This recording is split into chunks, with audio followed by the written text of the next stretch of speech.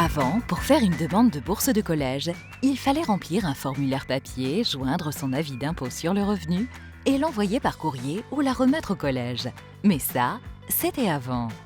Maintenant, grâce au service de demande de bourse en ligne, c'est beaucoup plus rapide et entièrement dématérialisé. Pas de documents à fournir, juste 4 étapes à suivre en ligne. Faites comme moi. Vous allez voir, c'est très simple. Pour commencer, je me connecte au portail Scolarité Service avec l'identifiant et le mot de passe transmis par le principal du collège.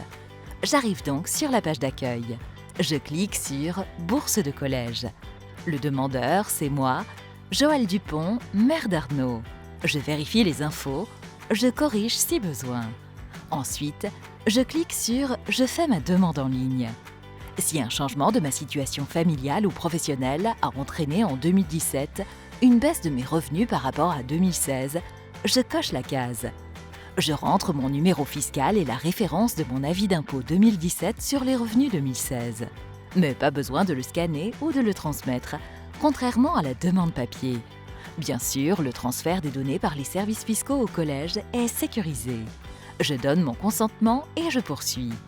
Sur l'écran suivant, on voit que je suis mariée avec 3 personnes à charge. Il me reste à préciser, comme sur mon avis d'impôt, les enfants mineurs ou majeurs à ma charge. J'ai 3 enfants mineurs à ma charge, dont Arnaud pour qui je fais la demande. Je saisis donc 3. Attention, si je n'étais pas mariée ou pacsée, j'aurais dû préciser si je vivais en concubinage et dans ce cas, j'aurais saisi les références fiscales de mon concubin. Aussi, si j'ai une activité non salariée, je dois répondre à la question sur le déficit d'années antérieures.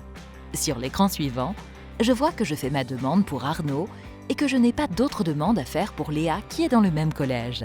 Pour mon fils Enzo qui est scolarisé dans un autre collège, je devrais me reconnecter avec un autre mot de passe pour faire sa demande de bourse. Sur cet écran, je vois toutes les informations de ma demande, je valide et elles sont envoyées au collège. J'arrive sur le dernier écran, où je vois tout de suite que j'ai droit à la bourse. Je vois aussi l'estimation du montant que je recevrai pour chaque enfant pour l'année scolaire 2018-2019. Mon dossier est bien déposé, j'en reçois la preuve par courriel. Il ne me reste plus qu'à attendre la réponse. Je pourrai me reconnecter pour suivre mon dossier. Voilà, c'est tout pour cette année.